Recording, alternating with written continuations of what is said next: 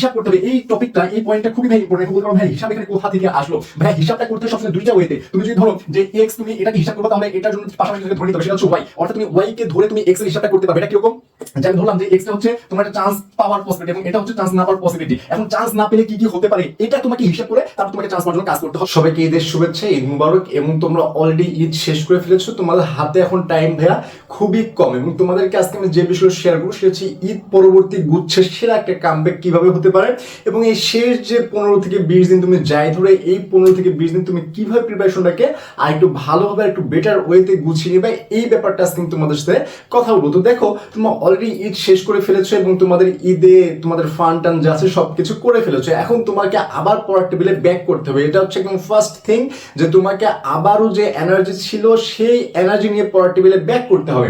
এখন তোমার এখানে তোমার ব্যাক করে তুমি এখন একটা প্রশ্ন আসে যে ভাই রিভিশন কি এখন থেকে শুরু করবো না আরো লেট করে শুরু করবো? ভাই রিভিশনের টাইম, প্রপার টাইম হচ্ছে এখনই। তুমি রিভিশনটা এখনই শুরু করবে, এটার আর লেট করা যাবে না। রিভিশন এখনই শুরু হবে। এবং এখন রিভিশনটা তুমি কি ওয়েতে করবা, কোন কোন ওয়েতে রিভিশনটা হতে পারে সেটা দেখো। যে তোমার রিভিশনটা ফার্স্টে হতে পারে যে প্রতি পেপার, মানে তুমি প্রতিটা পেপার ধরবা এবং রিভিশন করবা, ঠিক আছে? প্রতি পেপার তুমি সেটা বাংলা, ইংরেজি, ফিজিক্স, কেমিস্ট্রি যা যা আছে প্রতিটা পেপার ধরবা। খুবই কম সময়ে 1 থেকে 2 দিন টাইম নিয়ে তুমি এই পেপারগুলোকে শেষ করতে হবে। এখন বলতে পারো ভাইয়া 1 থেকে 2 দিনে ফিজিক্স বা কেমিস্ট্রি এগুলো শেষ করা সম্ভব? ভাইয়া তুমি তো অনেক পড়েছো, তুমি ঢাবি রাবি জাবি সবগুলোর জন্য পড়ে ফেলেছো। তো এতগুলো পড়াশোনা করেছো, এখন জাস্ট একটু চোখ বুলিয়ে যাও। যে যে টপিকগুলোতে একটু বেশি তোমার ক্রিটিক্যাল বা প্রবলেম মনে হচ্ছে সেই টপিকগুলো আবার একটু করে ভালো করে দেখে যাও। এটা হচ্ছে প্রতি পেপার। এরপরে হচ্ছে তোমার প্রশ্ন ব্যাংক। প্রতি পেপার শেষ করে তোমার প্রশ্ন ব্যাংক তোমাকে ভাইয়া আবার, মানে প্রশ্ন ব্যাংকের কোনো বিকল্প নাই, প্রশ্ন ব্যাংক আবার পড়তে হবে। তুমি পড়েছো আবার পড়ো, তুমি প্রশ্ন ব্যাংক পড়েছো আবার পড়ো, প্রশ্ন ব্যাংক পড়েছো আবার পড়ো, এভাবে প্রশ্ন ব্যাংকটা আবার রিভিশন করতে হবে। এবং এর পরবর্তী যে ধাপ সেটা হচ্ছে এক্সাম। তোমাকে অবশ্যই ভাই এখন বেশি বেশি এক্সাম দিতে হবে। এক্সাম দেওয়ার বিকল্প এখন আর কিছু হতে পারে না। তুমি এক্সাম দিয়ে নিজেকে এখন প্রিপেয়ার করতে হবে কিসের জন্য, যে গুচ্ছ পরীক্ষা। তুমি যত বেশি এক্সাম দিবা তোমার এই যে পরীক্ষায় অ্যাংজাইটি বা তোমার হতাশাগ্রস্ত যেগুলো আছে এগুলো তোমার এগুলো সলভ আউট হয়ে যাবে। এবং হচ্ছে তুমি এই এক্সাম দিয়ে কি বুঝতে পারবা যে তোমার এখানে গ্যাপ কোথায় রয়েছে, গ্যাপ কোথায় রয়েছে, তুমি কতগুলো এমসিকিউ কারেক্ট করতে পারতেছো, কতগুলো এমসিকিউ হচ্ছে বা তুমি কতগুলো এমসিকিউ দাগাতে পারছো, এই ব্যাপারগুলো তুমি এখানে এখনো দেখতে পারবে। এবং সেগুলো দেখে তারপর তোমাকে এগুলো সলভ আউট করতে হবে, তারপর তোমাকে এগুলো সলভ করতে হবে। এগুলো সলভ করার মাধ্যমে তোমার এই যে এক্সামগুলো দিচ্ছ এই এক্সাম এবং সলভের মাধ্যমে তুমি নিজেকে আরো বেটার ওয়েতে তৈরি করতে পারবা। এরপর হচ্ছে হিসাব করতে হবে। এই টপিকটা, এই পয়েন্টটা খুবই ভাই ইম্পর্টেন্ট। এখন বলতে পারো ভাই হিসাব এখানে কোথা থেকে আসলো। ভাইয়া হিসাবটা করতে হয় সবসময় দুইটা ওয়েতে। তুমি যদি ধরো যে এক্স, তুমি এটাকে হিসাব করবা, তাহলে এটার জন্য পাশাপাশি কিছু ধরে নিতে হবে, সেটা হচ্ছে ওয়াই। অর্থাৎ তুমি ওয়াই কে ধরে তুমি এক্স এর হিসাবটা করতে পারবে। এটা কিরকম, যে আমি ধরলাম যে এক্স টা হচ্ছে তোমার একটা চান্স পাওয়ার পসিবিলিটি এবং এটা হচ্ছে চান্স না পাওয়ার পসিবিলিটি। এখন চান্স না পেলে কি কি হতে পারে এটা তোমাকে হিসাব করে তারপর তোমাকে চান্স পাওয়ার জন্য কাজ করতে হবে। অর্থাৎ তুমি যে চান্স না পেলে কি কি হতে পারে এটা তুমি যদি না জানো তাহলে তুমি চান্স পাওয়ার যে কি মজা এটা তুমি বুঝবে না। এই জন্য তোমাকে আগে দেখতে হবে যে তোমার এই যে 20টা দিন রয়েছে, লাস্ট 20টা দিন, কয়টা দিন আছে ভাইয়া? লাস্ট 20টা দিন আছে। এই 20টা দিনে তুমি যদি আরো বেটার ওয়েতে, প্রপার ওয়েতে পরিশ্রম করো, পড়াশোনা করে যাও, তাহলে দিন শেষে যদি তুমি সাকসেসটা পাও, এই সাকসেসটা পাওয়ার ফলে তোমার কি হবে, আশেপাশে কিরকম এনভায়রনমেন্ট তৈরি হবে এবং নিজের প্রতি তোমার কি কি ইফেক্ট আসবে।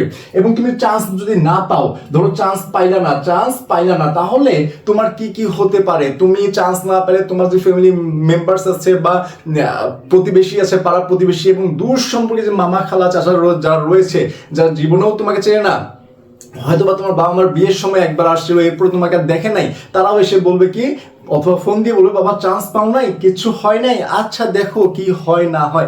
এই যে ব্যাপারগুলো এগুলো তুমি যদি মাথায় নিতে না পারো, তোমার যে মাইন্ডসেট যদি এতটাই স্ট্রং না হয়, তাহলে ভাই তোমাকে অবশ্যই এই 20 দিন পরিশ্রম করতে হবে এবং পরিশ্রম করে চান্স পেতে হবে। আমি বলতেছি না যে 20 দিন পরিশ্রম করলে তোমার চান্স হবে, বাট এই 20 দিন তোমাকে পরিশ্রম করতে হবে যাতে তুমি পরিশ্রম করে দিন শেষে বলতে পারো যে ভাইয়া আমি পরিশ্রম করেছি, আমি আমার সর্বোচ্চ দিয়ে পরিশ্রম করেছি, এখানে আমার কোনো হতাশা নাই যে আমি আর 2 ঘন্টা করে বেশি পড়লে আমার চান্স হতো।